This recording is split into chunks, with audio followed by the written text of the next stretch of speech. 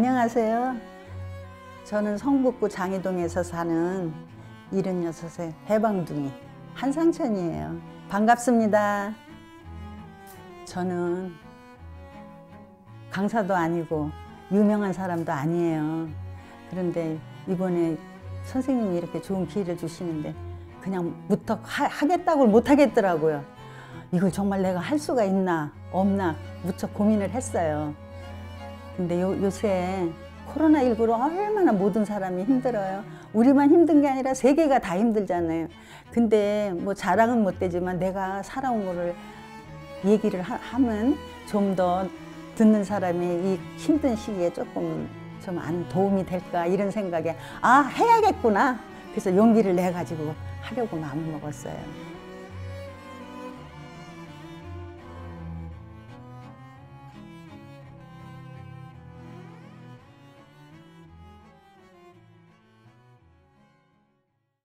부모님은 아버지는 충남 서산 태안이시고요. 어머니는 태안 옆에 남면. 남면이라고 그러면 좀 잘 모르실 거예요. 안면도가 바로 옆이 거기가 이제 어머니 고향이신데 남해 논도 짓고 그저 쉬운 말로 머슴도 하시고 했나 봐요. 근데 이제 가정을 가지시니까 우리 아버지가 엄청 똑똑하셨나 봐요. 결혼을 하시고서 인천을 오셨더라고요, 두 분이. 그래 인천을 오셔가지고 인천에 아주 조선기계제작소라는 회사가 어마어마하게 큰 회사가 있는데 거기를 어떻게 취직을 하셨나 거기를 다니셨어요. 어렸을 때 기억에 거기를 다니셨는데 그러니까 저희는 다 인천에서 출생지가 태어난 거죠. 엄마 아버지는 충남 서산이지만 근데 엄마가 16에 결혼을 해가지고 첫 아이 언니를 26에 낳았어요. 그러니까 모든 게 힘드니까 지금 이해하러 들으니까 스트레스를 많이 받았나 보죠. 그래서 26에 첫 아이를 낳아가지고 36에 단산을 했어요. 그러니까 내가 볼 때 엄마는 육자를 꽤 좋아하셨나 봐요. 16에 결혼을 하고 26에 아기를 낳고 36에 단산을 하고 이렇게 했는데 저 어렸을 때 기억이지만 아버지는 무척 가정적이시고 엄마를 정말 사랑하시고 집에 우리 10년 만에 난 아이들을 얼마나 금지옥에 키셨겠어요. 그렇게 해서 거기서 이제 인천에서 그렇게 생활을 하면서 지금도 기억에 아버지는 그 인천에 고깃배가 닿는 동네예요. 하수조합이라고 쉽게 말하면 노량진에 수산시장 생각하시면 돼요. 그런 데를 가셔서 싱싱한 민어 이만한 걸 갖다가 어퍼를 만들어 주셔요. 우리 간식은 그 민어 어퍼가 최고로 좋은 간식을 해주시고 어두일미라고 이제 머리하고 뼈는 민어탕을 끓여서 주시고 그런 기억이 나요. 그렇게 해서 재밌게 정말 엄마는 옆도 뒤도 모르고 깨끗이 애들 입성해 줘가지고 살림하는 것밖에 모르는 어머니셨어요. 그렇게 해서 지내시는데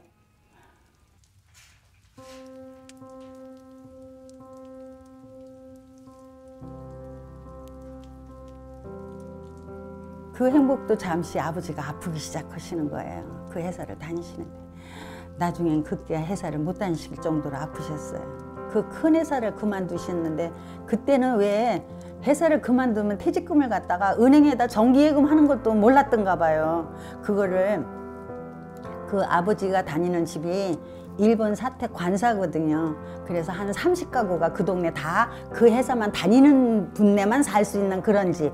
그러니까 그때까지는 아직 불화를 못 맡은 집이죠. 회사에서 주셨으니까. 그렇게 해서 퇴직금을 받아갖고 지금 같은 생각이면 그 돈을 이만한 돈덩어리를 갖다 은행에다 정기예금을 해갖고 생활비를 해야 되는데 그 양반네들이 그때 그걸 모르셨어요. 그래갖고 일본 집에 오실이라고 있거든요. 그 오실에다 가방에다 돈을 이렇게 기억 다 나요. 저희도. 해다가 꽃감꽃이 꽃감 빼듯이 그걸로 생활비를 하는 거예요. 쏙쏙 빼서. 그러니까 돈이 점점 줄죠. 공교롭게도 돈이 끝날 때 아버지가 돌아가시게 됐어요. 그냥 맨날 보면 아프셔서 명랑, 내신 그런 약만 하지 병원에 가서 똑부러진 진찰도 못 하시고 그래서 이제 그런 게 무슨 그 어린 나이에 마음만 아팠지 무슨 지금 마음 아팠지 그땐 모르고 컸을 거예요.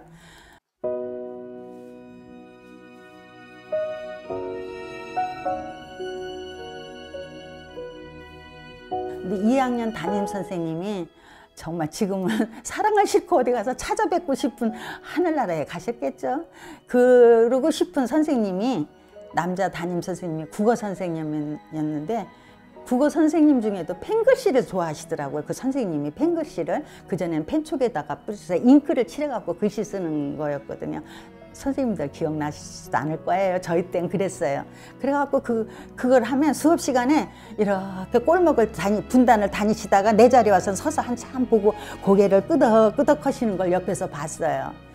그렇게 했는데 도저히 학교를 등록금이고 뭐고 돈이 안 돼서 못 다니게 했어서 하루는 교무실을 찾아가서 선생님을 면담을 했어요.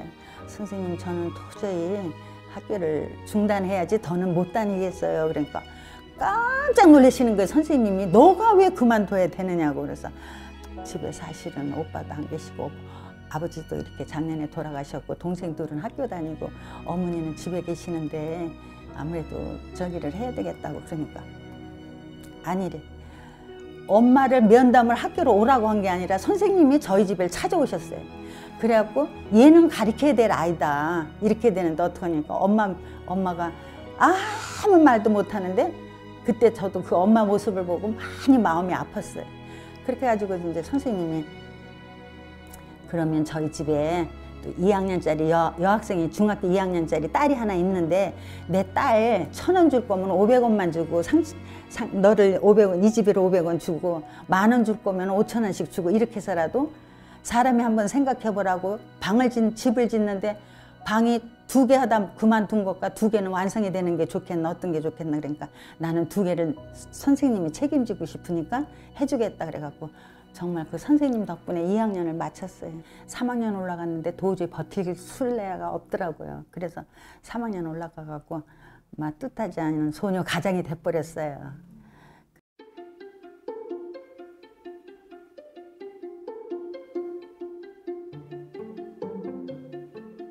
아무것도 실 하나 낄 줄 모르니까 배워야 되잖아요.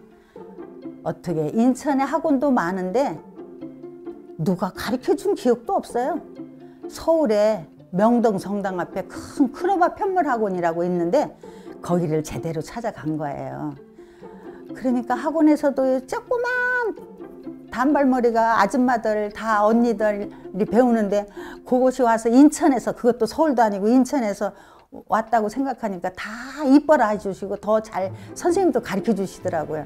그래서 속성가루 석 달만 배우고 나왔어요. 뭐 1년을 배우고 6개월을 배운 것도 아니고 속성가루 석 달만 배워가지고 나와가지고 그 사장님네 집 가서 일을 하는데 한 6개월을 하다 보니까 이걸 여기 와서 나만 할 게 아니라 우리 집에다 이런 걸 차려가지고 하면 엄마가 실 풀르는 거고 집에서 다 도와주실 거고 수입이 더 좋아질 것 같은 생각이 드는 거예요. 공전을 그때 세트 하나 짜면 4,000원이 공전이라면 2,000원은 주인이 먹고 2,000원 갖고 짜는 기술자, 시학이 기술자들이 꼰조가 있어요. 바쁘면 결석도 하고 결근도 하고 뭐 이렇게. 그래서 이제 어떻게 생각을 했냐면 우리가 엄마 아버지가 충청도라 그랬잖아요. 그러니까 충청도에 고모네도 사시고 큰 집도 있고 친척이 많아요. 거기에 여자 형제들이 도예지로 돈을 불러보냈는데 어디 믿고 보낼 수가 없잖아요. 근데 여기는 믿을 수도 있지. 우리 집에서 먹여주고 재워주고 돈 벌게 해주고 그 시골에서는 쌀한 말만 보내주면 엄마는 밥 해주고 그 뒷바라지를 하고 그렇게 하니까 그때 돈이 눈이 멀었나 봐요. 손님들이 아름아름 소문으로 집으로 마침까지 하러 오지 시장을 안 가고. 그러니까 돈이 몇 배가 부러지는 거예요. 실값에서 또 이익이 남잖아요. 그래서 손님한테 돈을 받으면 앉은 자리가 금고야.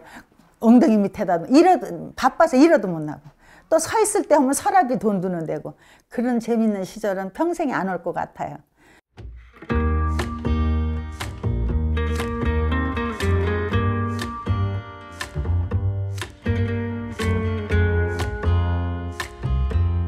그래서 이제 25살이 되니까 엄마가 어떻게 정해준 대로 결혼을 신랑을 하나 데려다 놓고 너 여기 결혼해라 하는 입장도 아니고 모든 걸 내가 해야 되는 입장이니까 25살이 되니까 솔직히 말해서 살짝 초조해지기 시작을 하더라고요.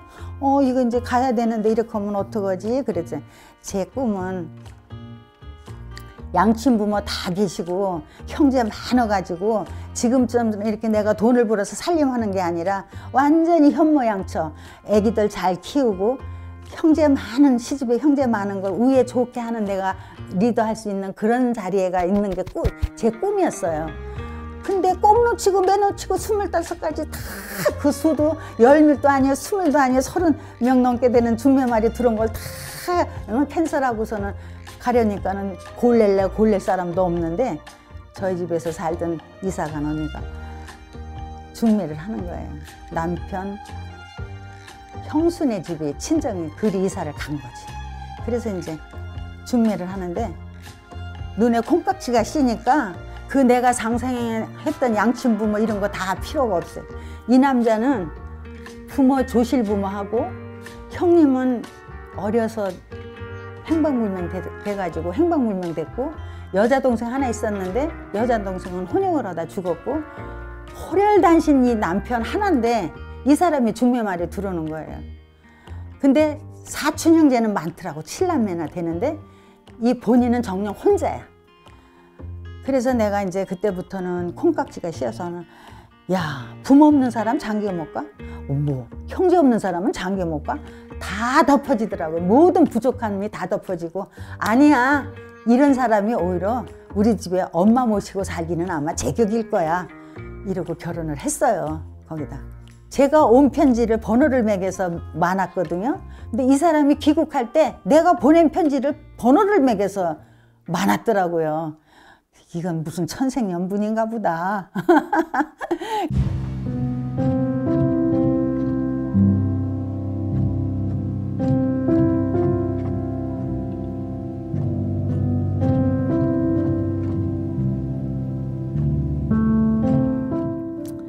어떻게 어디를 취업을 해야 되나 그러는데 그때 야구르트가 눈에 띄더라고요. 야구르트가 대인기고 막 그 부산에서는 이렇게 부잣집만 갖다 이렇게 보따리로 파는 거를 대신동에서 보고 살았는데 그 영도 갔을 때는 아줌마가 보이더라고요. 그래서 나도 이게 하고 싶다 그러니까 그땐 야구르트를 입점하려면 고등학교 일단 졸업을 해야 되고 처녀도 안 되고 과부도 안 돼요. 직장에 행실이 나쁜 게 그런 사람은 손쉽게 올 수가 있다고 그 정도로 까다로웠어요. 근데 일단은 고등학교 졸업이 아니니까 고졸이 아니니까 거기에 걸리잖아요. 근데 그때 뭐 나더러 졸업장 증명서 떼오라고 아무리 하겠어? 그리고서 차마 고졸이라고 못하고 고중퇴라고 이제 써가지고 면접을 봤어요. 이 사람이 정말 여기 정착하고 판매점이 될 건가? 교육을 실습을 한 달 넘게 시켜요. 지금은 실습 일주일 시켜도 실습비가 나온다는 세상이 됐는데 그때는 실습비도 없으면서 한 달 넘게를 시켜. 그래도 오로지 그거 할 거라고 너무 그 제품부터도 좋고 인정받는 물건이고 또 애기 키면서도 하기도 좀 쉽고 일찍 들어갈 수 있고 좀 그런 여유가 있는 것 같더라고요. 그러니까 가정주부 판매점을 일부러 원했잖아요. 회사에서도 출근 시간도 아이들 등교 전 후에 가게끔 하고 이제 이런 복지제도가 그렇게 돼 있어서. 그래서 거기를 이제 들어가서 너무 어렵게 교육받고 실습받고 뭐 다 하고 기다렸다가 이제 취직이 돼서 그걸 하는데 몇 달 하는데 남편이 서울로 가버리더라고요. 애는 이제 1학년 다니고 있는데. 그래서 이제 또 남편 따라서 서울을 와야 되는데 이렇게 얻은 이 직장을 또 놔두고 그래도 내가 뭐 아빠 없이 이렇게 키는 게 아니라 남편한테 가서 또 잘 가정을 꾸려야 되지 않겠나. 그러고서는 남편 쫓아서 또 서울로 가야 되니까 살면서 야구르트를 다시 가야 되는데 부산의 사업소에서 그래도 뭐 1년밖에 안 했는데 뭘 그렇게 잘했다고 추천서를 써주시고 이런 사람은 해야 되는데 추천서를 써주셔서 그 추천서를 가지고 서울 충무로 본사를 가가지고 영업과장님을 찾아가서 이렇다니까 다 인정하고 쓴다고 했는데 자리가 있어야 취업을 했어요. 텔레비에 옛날에 건강사회를 지키는 야구르트 TV 아래에 자막만 나와도 막 마음이 들뜨고 그냥 하고 싶어서 그러는 거예요. 근데 상문여고 옆에가 너무 비탈 동네잖아요. 거기는 최고로 오래 한 여사님이 6개월을 했대. 한 달, 2달만 하면 지쳐서 그냥 못하는 거예요. 일을 적응을 못하는 거예요. 근데 나쁜 말로 야구르트에 환장한 여자니까 거기도 그냥 감지덕지 감사하다고 거기 일을 했어요. 그래서 제가 야구르트를 30년 했어요. 34살에 들어와가지고 64살에 그만뒀으니 30년을 했죠. 근데 뭐 때로는 야구르트 회사에다가 이렇게 했다 저렇게 했다 막 불평불만이 있지만 내가 필요로 해서 이 회사에 와서 일하는 거잖아요. 내가 수입을 원해서 일을 하는 것이고, 그래서 그렇게 하면서도 야구르트 직장에서 일만 열심히 하는 게 아니라 애들한테 지장 없게 하느냐고, 그 초등학교를 보냈으면은 정말 학교는 잘 가서 앉아있나 시간을 짬을 내서 1학년짜리를 가서 볼 정도로 오전 오후 반이라 그게 걱정이 돼서 그렇게 하고, 또 잘 있는 거를 보고 내려오고.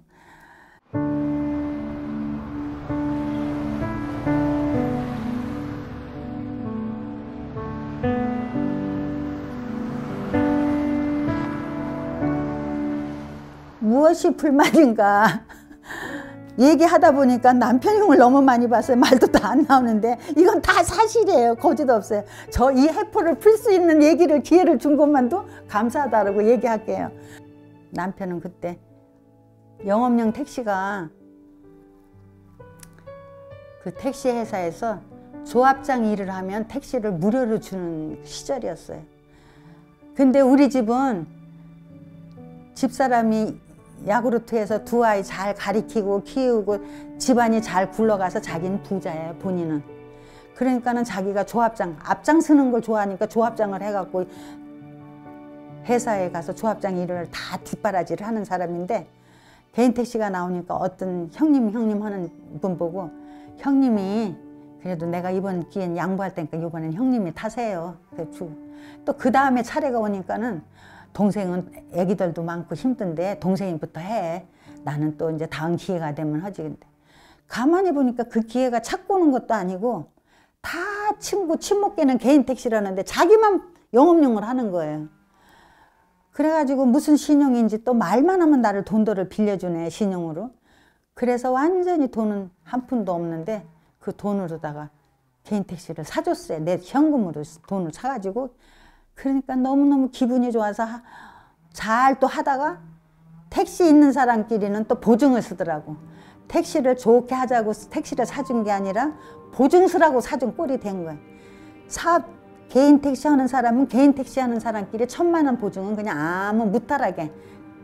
근데 이 사람만 노려먹었는지 다 얕잡아 봤는지, 형님 우리가 이렇게 됐는데 이번만 해주세요. 형님 이 사람이 이렇게 됐는데 몇 사람을 해줘도 갚는 사람은 없고, 그래서 그때 집을 팔고, 아들은 개인 택시를 팔아야 돼, 집을 팔아야 돼 그러는데, 그래도 개인 택시는 돈을 풀어야 되고 집은 그냥 우리가 고생을 하자 그러고, 하원하는 집이가 방 하나를 준 거를 쪽문 열고 쪽으로 들어가서 부엌 거쳐서 방 들어가는 방 하나짜리를, 아이들도 다 큰 대학생과 고등학생들이고 네 식구가 개인 택시 하나 끌고 구루마에다 이삿짐. 그전에는 집은 좋은 집은 아니어도 연립에 방 3개면 아들 하나 딸 하나 두 부부 이렇게 살면 되고, 거실에는 새 거는 아니어도 중고 영창 피아노, 딸 거실에다 영창 피아노도 하나 사주고 이래가면서, 나는 자꾸 그렇게 해가지고 애들을 잘 키우려고 그렇게 하면은 보증을 서서 피아노가 무슨 있고 농작이 무슨 있고 다 버리고 다 쓰레기 버리고 해가지고 구루마에다가 그냥 입고 벗을 옷에다 밥 해 먹을 걸 싸가지고 방 한 칸짜리를 이사를 왔는데 참 어이가 없더라고요. 그리고 이 쪽문을 열고 나가지를 못하겠어요. 내 야구르트 돌리는 동네인데 이 손수레를 끌고 저 아줌마는 저렇게 열심히 살고 아저씨가 개인 택시 하는데 저기로 와서 큰 애를 데리고 와서 살아야 되나 하는 게, 얼굴이 그동안 그 열심히 사는 게 너무 속상해서 얼굴을 두고 문을 열고 나가고 들어가고는 못하겠어요. 점심을 그 동네니까 또 먹어야 살잖아요. 점심을 먹으러 거기를 들어가려면 이렇게 앞뒤를 둘러보고 지나가는 사람이 없으면 문을 열고 들어가세요. 아, 그렇게 며칠을 얼마나 이제 일주일을 살고 있는데, 우리 딸은 고등학생인데 나풀나풀 그냥 얼마나 깔끔하고 몸에서 귀 밑에 1cm면 귀 밑에 1cm 하는 그런 고등학생이, 얼마나 고등학생들도 화장도 하고 파마도 하고 하는데 그 와중에 집 지키라고 애들은 그렇게 말을 잘 들어줬나 봐요. 오는데 얘는, 나는 엄마는 그 꼴을 하고 사는데 얘는 엄마 그리고 씩씩하게 이름을 부르고, 엄마 일 나가고 없고 지는 쉬는 날이면 집에만 가만히 있고 그래. 야, 내가 딸만도 못한 사람이구나. 내가 무슨 도둑질을 하다가 실패를 했어? 내가 무슨 나쁜 짓을 하다 실패를 했어? 남을 등쳐먹은 것도 아니야. 그저 생활력 없는 남편, 난 보증 쓰고 헛일만 하다가 이렇게 돼서 여기 와서 사는데 이러면 안 되지. 그러고 거기서 사는데 이 두 남매가 옛날에 초등학교 다닐 때도 엄마가 겨울방학이면 아침밥을 꼭 엄마하고 같이 먹고 엄마 출근한 걸 저 밑에까지 안 보일 때까지 인사를 하고 내가 시켜서도 아니고 가르치지도 않았는데 그런 식으로 하더니 이제 대학생 고등학생인데 그 쪽방에 와서도 아버지가 개인 택시 출근하러 나가려면 두 아이가 나와서 차 꼬랑지 안 보일 때까지 인사를 하는 거야. 나보다 100배 1000배 낫지요. 그 하는 짓이. 그래 이제 털고 살자. 이래서는 안 되겠구나. 내가 마음을 열어야지. 이래서는 안 되겠구나.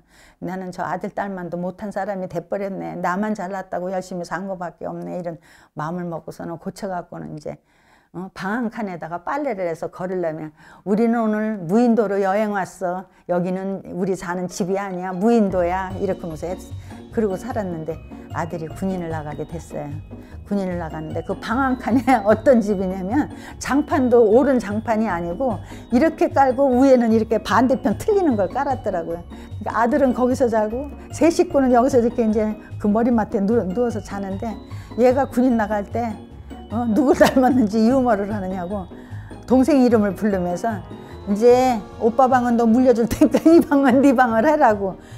그렇게 해서 우리는 힘을 얻을 수가 있는지 그렇게 하고 했고 그렇게 해서 이렇게 잘 살고 있는데 그만 그렇게 잘하는 개인 택시를 이거는 일부러도 못할 거예요 아마.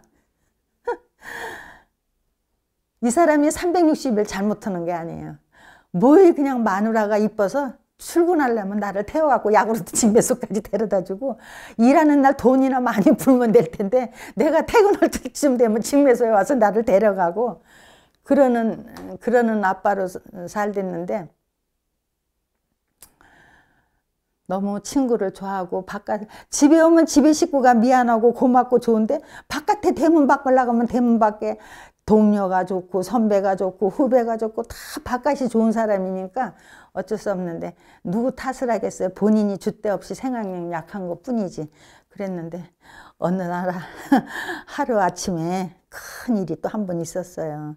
하루아침에 새벽에 일을 나가서는 친구들을 이제 또 그 아지트에서 만나니까 술을 먹고 음주운전을 하다가 순경한테 걸렸어요. 무슨 사람을 다친 사고가 난 것도 아니고 뭣도 아닌데 음주운전에 걸린 거죠. 그랬으면 이 사람은 일을 저질러 놓으면 해결을 못해요. 마음은 약해 빠져가지고 그 차를 그대로 그냥 집에 와서 아무것도 안 하고 있었으니까 우린 그런 일이 있는 줄 몰랐죠. 나중에 알고 보니까 수습할래 할 길도 없게끔 됐는데 그게 있어요. 개인 택시 면허가 음주운전에 취소되면은 개인 택시도 취소가 되는 거예요. 그렇지만 우리는 개인 택시를 어디서 받은 게 아니잖아요. 현금을 주고 산 거잖아요. 너무 억울하잖아요. 그러니까 아들이 무슨 국회의원한테 신문도 편지도 보내고 왔다 보내고 막 그렇게 그때 아들 결혼도 안 했을 때인데 그렇게 하고 이 차를 건질 거라고 그때도 연립에 살았는데 연립 빌라 한쪽 골목에다 그 차를 그냥 세워놓고 출근할 때 집에 들어올 때 먼지만 쌓이는 차를 눈으로 보기를 3년을 보고 살았어요. 근데 아무리 기다려도 해결이 안 돼서 그냥 폐차를 시켰지. 그러니까 남편이 집안에서도 왜 이모만 고생을 해야 되냐. 이모부도 여기 와서 일을 해봐라. 그래가지고서 그렇게 그 정도로 하고 살고 그렇게 하고서 살고 있는데 그러니까 택시를 하루아침에 몇천만 원 집 한 채가 또 날아간 거잖아요. 그러니 이제 또 이제 맨주먹이고 맨주먹만 되면 좋은데 빚이 남아있잖아요. 그렇게 하고 살고 이제 야구르트를 하고 있는데 남편이 이제 참 건강하고 병원 문턱 한번 모르던 사람이 워낙에 애주가고 자기 인생이 자꾸 후회스러운가 봐요. 살아온 거에 자기가 왜 내가 그렇게 했을까 내가 그렇게 했을까 누구한테 당한 거 막 다 당한 게 그게 쌓이고 병이 됐는지 특별한 암도 없고 무슨 암은 없었는데 약주 좋아하는 건 한 가지 있었는데 아프기 시작을 하시더라고요. 그래서 참전용사니까 아프면은 보험병원에 가도 또 좀 되는데 저 멀기도 하지만은 굳이 그 아들 혜택 조금 보는 고려대학교만 병원만 가겠다고 그래서 병원을 한 번 갔다가 또 한 보름 치료하고 나면 또 찾고, 한 번 갔다가 또 한 20일 치료하면 낫고, 이렇게 날짜가 점점 늘게 해서 3번 했는데, 4번째 될 때는 이제 아니다 싶었는데, 두 아이들이 결혼해가지고, 그래도 그 아버지라는 자리가 이 양반은 참 당당했어요. 며느리가 오든지 사위가 오든지 아들네가 딸네가 매주 격주로 다 바꿔서 이 집에 항상 와야 돼. 본가 애들을 두 자녀들이 왔다가 가야 돼. 그걸 엄마는 다 이해하고 바쁜데 오지 않아도 된다. 출근해야 된다. 이렇게 이해하는데 아버지는 그 중심에. 근데 지금 지나고 보면 그게 참 잘한 교육 같더라고. 그러니까 동네에서 저런 행복한 집은 없지. 속에 내 가슴은 멍이 들어도 저런 집은 없어. 어떻게 저렇게 하루는 아들네 가고 하더라. 이제 무슨 특별한 생일 때 모이면은 새 집에 다 모이지. 그러면 서랍에 돈은 돈도 아니야. 며느리 왔다고 양장피 시켜주고 뭐 시켜주고 애기들 온다고 이만한 비싼 칼치 사와서 또 애기 구워주라고 그 재미로 그랬는데 그 행복을 이제 누리려니까 자기가 도저히 용서도 안 되고 자기 살아온 삶이 안 되고 병이 누적이 되더라고요. 그래서 이제 돌아가셨어요. 가게에서. 그래서 이제 야구르트를 그때 이제 놓게 됐지. 그래갖고 야구르트를 놓고 가게를 10년을 더 혼자서 했는데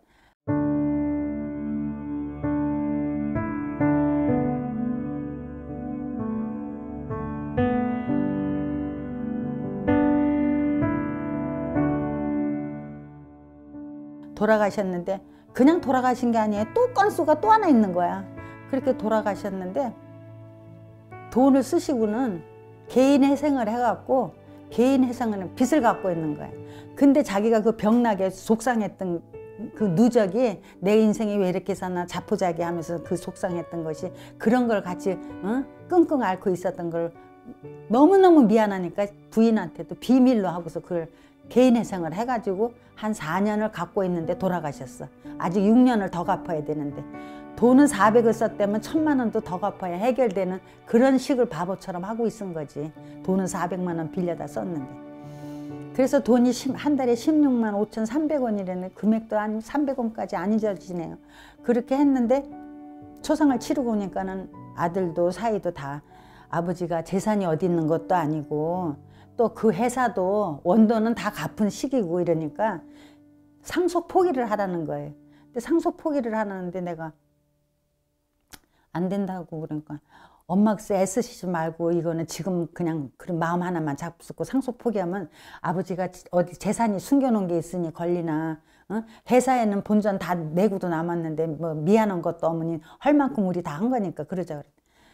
엄마는 그게 아니고 아버지 이름 습자에 상속 포기하고 저 세상 간 사람 만들기 싫고 너네들 상속 포기한 자녀 만들기 싫으니까 아버지가 충풍을 만나서 아파서 한 달에 병원에 약값 내는 사람이 저 방 한쪽에 누워있다고 생각하고 나는 이걸 깨끗이 갖고 끝내겠다. 무슨 돈이 있어서도 아니고 뭣도 아니고 난 그러겠다. 그래서 그거를 6년을 꼬박꼬박 갚았어요. 근데 내가 바보인지 뭔지 6년이 끝나고 나니까 허전한 건 그건 어디 무슨 식이에요? 그거 갚을 때는 마치 남편이 있는 것 같은 생각이야. 그냥 갚고 끝나고서는 그러니 지금까지 내가 얘기가 나는 잘난 사람, 남편은 못난 사람이 되고 말았어요. 누워서 침 뱉은 얘기만 안태한 것 같은데 우리 간단히 한번 생각해 봐요. 조그만 집장만 해서 집남 보증서서 날려. 개인 택시 돈 주고 사줬는데 음주운전으로 하루아침에 날려. 가고 나니까 재산이 물려준 게 아니라 금융계산 회사에다 16만 5,300원씩 6년을 더 갚아야 될 거를 놔두고 갔어. 그렇게 하니 내가 답답하니 말도 할 수 있는 일 아니에요? 이렇게 하고 이렇게 살았더니 그래도 끝을 잘 보고 남편이 있구나 없구나 그러니까 남편은 지금 13년 됐는데 꿈에 한 번도 꾼 적이 없어요. 오늘 좀 꿈 좀 한번 꾸자 그런 생각이 나도 꿈에 얼마나 자기가 미안했는지 어쩐지 아들 딸한테는 꿈에 온대요. 근데 나한테는 안 와. 그래서 이제 그런 에피소드도 있고 이렇게 지냈는데 저런 얘기 이런 얘기 하지만 그래도 가정이라는 것은 엄마 책임 50% 아버지 책임 50%에서 100%가 만나가지고 자녀를 키운다면은 어느 한쪽에 50%만 책임을 져도 결손 가정은 안 될 것 같은 생각이 들어요. 그래도 아빠가 그러면 엄마라도 책임져서 애를 돌보고, 엄마가 그러면 아빠라도 그렇게 가정을 지켜준다면은 호적에 부모 없는 아이들은 안 만들 것 같은 생각이 들어서, 이렇게 힘들어도 이렇게 살았구나 하는 도움을, 이 코로나19로 너무 세상이 세계가 다 힘들 때 도움이 됐으면 얼마나 좋을까 하는 생각으로 지금 말씀드렸습니다.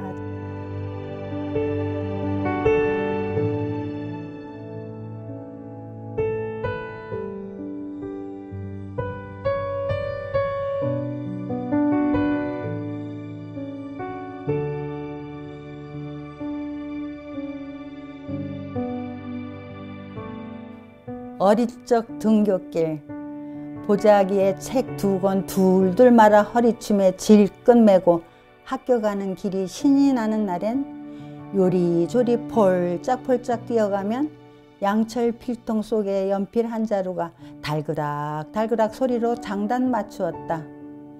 집에 오면 책보따리 마루 끝에 던져놓고 놀러 나가도 우리 엄마 야단치신 적이 없다. 동생만 데리고 잘 놀다 오면 만사 오케이였다. 서산에 해가 뉘어칠 때까지 정신없이 놀다 보면 어머니가 부르는 소리가 온 동네에 울려 퍼졌다. 아무개야 밥 먹어라. 그때는 손을 씻지 않고 밥 먹었지만 위생적으로 탈나는 일이 없었다. 부모님 세대에는 모든 물자가 부족하고 어려웠던 시절이었지만 가족 계획은 없었다. 아이가 많으면 새집 구하기도 어려워 시골 친척집에 맡겼다 얼마 후에 데려오는 그런 모습도 흔하게 볼 수 있었다. 그랬었는데 급기야 아들, 딸 구별 말고 둘만 낳아 잘 기르자는 캠페인을 정부가 펼치던 때가 우리 세대였다. 보건소에서 가가호호 방문하여 피임 교육을 가르쳤으며 집 담장 넘어 아기 기저귀가 널려있는 집엔 1순위로 찾아다니며 피임을 권하던 시대였다. 연년생으로 아이 셋 데리고 버스를 타면 미개인 보듯 따가운 시선으로 보던 때였다. 그 아이들이 초등학교 입학할 때 교실이 부족해 오전 오후반으로 나뉘어 한 반의 학생 수가 60명도 넘었던 시절이었지만 지금은 한 반에 20명도 안 된다. 또 임신하여 배가 부르면 임신 사실이 부끄러워 감추기 바빴었다. 그런데 지금은 어떤가? 임산부를 만나보기도 어렵지만 당당하게 불쑥 내민 배가 고귀해 보인다. 축하해주고 한번 만져보고 싶은 마음까지 충동질을 한다. 다둥이집이 애국자가 된 우리나라, 그땐 그랬는데.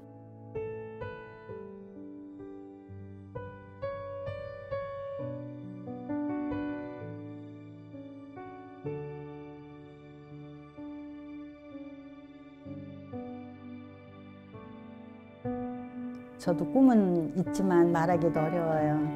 누구처럼 인생을 잘 살아갖고 뭔 게 있으면 자기 사무실을 차린다, 뭐를 차린다. 엊그저께 텔레비에서도 봤어요. 누구는 무슨 고전무용을 30년을 해갖고 노예는 이렇게 한다는데 그건 다 내 그림의 떡이고, 저는 꿈은 있지만 특별히 꿈이라는 것은 지금까지 살아온 것처럼 그냥 큰 건 안 들여도 내 눈 시야에서 보이는 사람 돕고 살고 싶은 거, 힘든 사람을. 그래가지고 할머니들이 아프거나 이러면은 뭐 나는 뭐 맨날 할머니지만 저도 할머니지만 아프면은 정말 우유 한 병이라도 사갖고 가서 말벗 해주셔서 그 할머니를 혼자 돕고, 할머니가 혼자 이렇게 애쓰고 있을 때 힘을 줄 수 있는, 그렇게 그냥 살고 싶으지 특별하게 어떻게 하고 있는 꿈은 없고, 그 작은 소소한 내 일상이 난 꿈이라면 꿈으로 생각하고 살겠는데, 애들 자랄 때 젊었을 때 꿈은 노인대학교 학장이었어요. 공부는 조금 했지만.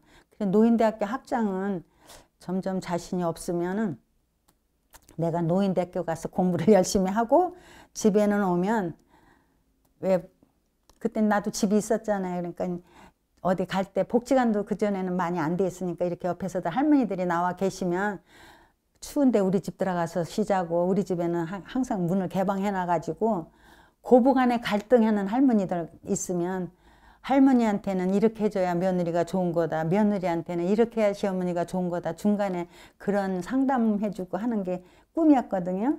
근데 그게 자꾸 그 생각대로 뜻대로는 안 되더라고요. 그래서 가게를 하면서도 그렇고 그래 이게 봉사고 이게 꿈이야. 내 실천이야. 현재 있는 실천이야. 그러면서 살았는데 앞으로도 그런 마음 가지고 내가 80이 되고 몇 살 돼도 내가 더 조금이라도 나았다면 도와주고 그렇게 남을 돕는 사람이 되고 싶은 꿈이에요.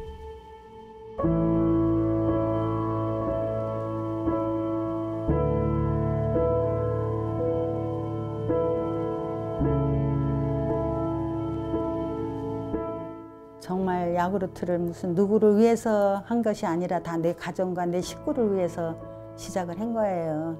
처음에는 한 10년만 해가지고 애들 어릴 때 학비를 보탠다 해서 했고 더 크니까는 그냥 그만두기를 안 되더라고요. 그래서 계속 이렇게 했는데 전 정말 야구르트에 한마디로 표현한다면 운물의 두레박 줄이라고 생각해요. 제가 너무 사전에 제 얘기를 다 들었다면 어떻게 살아온 얘기 다 들으셨죠. 그렇게 힘들 때마다 운물 안에 제가 빠져갖고 허적거릴 때 항상 두레박이 내려와서 나를 담아서 끌어올려주는 두레박 줄 같은 게 난 야구르트 한마디로 표현할 수가 있을 것 같아요. 정말 야구르트 30년에 지금 야구르트 광고 내가 하는 건 아니잖아요. 근데 정말 내 인생에 감사했고 무슨 뭐 내가 야구르트가 나의 뭐야가 아니야. 그 주어진 대로 열심히 했으니까. 그래도 아까 또 내가 그 얘기를 했는가 모르는데 그래도 조금 야구르트에 아쉬운 건 한 게 있어요. 국민연금이 됐다면 내 노후가 이렇지는 않았지 않았겠나 하는 아쉬움은 있어요. 제가 야구르트.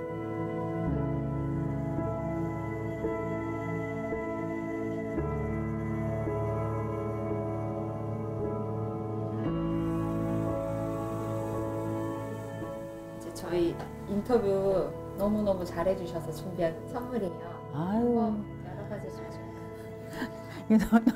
덜덜덜덜덜. 와, 노트하고. 와. 이거 어떻게, 아까워서 어떻게 써, 펜. 선생님. 감사합니다. 감히 생각도 못 했는데 이런 선물까지 준비하시고. 와, 아유, 옛날 생각나네. 아까 펜충 얘기했잖아요. 만년필. 아유, 어떡해. 앞으로 더 많은 이야기 써주시면 좋을 것 같아요. 네, 감사합니다. 노력해 볼게요. 선생님들한테 다시 말하는데 실력도 부족한 나를 불러주셔서 내 인생의 행복의 글을 하나 긋게 됐어요. 감사합니다, 선생님.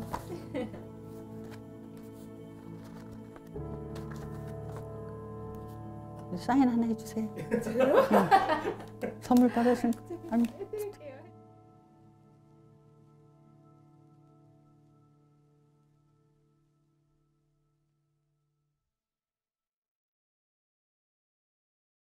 저는 하루 종일 라디오를 켜놓고 노래를 듣는데 노래는 좋아하는데 정말 노래는 못해요. 그렇지만 저에게는 내가 지금 계속 야구르트 얘기를 많이 했죠. 야구르트를 30년 하려면 야외를 다니라고 얼마나 노래. 근데 제가 자체회장을 했다 그랬잖아요. 자체회장은 제일 먼저 1순위로 노래를 시켜요. 근데 정말 노래를 못하잖아요. 벌써 야외를 간다 하면 제 머리에는 캐링카를 끌고 노래 연습밖에 하는 게 없었어요. 그래도 노래는 아무래도 안 나와요. 아무리 연습을 해도. 근데 그때 분위기는 맞출 줄 알았나 봐요. 뭐를 했냐면 무슨 노래를 할까. 듣기는 많이 들었는데 입에서는 안 나고 어쩔까. 또 이런 내 식을 갖다 연구를 했더니 자갈치 아줌매, 이혜리의 자갈치 아줌매가 우리가 영도 살았고 남포동에 국제시장에 거기 뱅뱅뱅 자갈치 뱅뱅뱅 돌려서 한 게 그 노래를 듣는 순간 막 부산 생각이 나는 거예요. 그래서 그거를 준비해 갖고 왔는데 정말 흉보지 말고 들어주세요.